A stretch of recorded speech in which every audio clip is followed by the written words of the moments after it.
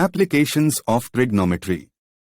Trigonometry is used to calculate the height of a structure or a mountain. Using trigonometric functions, the distance of a structure from the perspective and the elevation angle can easily calculate the height of a building. It does not have particular applications in solving functional problems, but it is used in a variety of fields.